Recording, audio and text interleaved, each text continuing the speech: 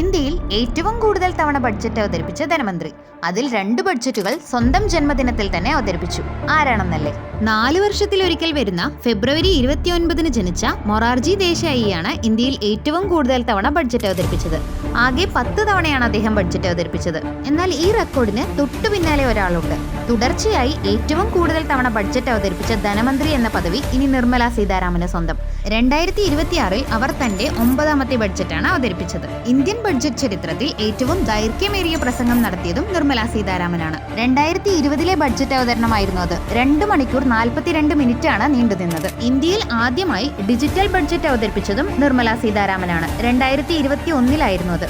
എന്നാൽ ഏറ്റവും കൂടുതൽ വാക്കുകളുള്ള ബഡ്ജറ്റ് പ്രസംഗം നടത്തിയത് 1991 മൻമോഹൻ സിംഗ് ആണ്. ഇന്ത്യയിൽ ആദ്യമായി ബഡ്ജറ്റ് അവതരിപ്പിച്ചത് ജെയിംസ് വിൽസൺ ആണ് 1860.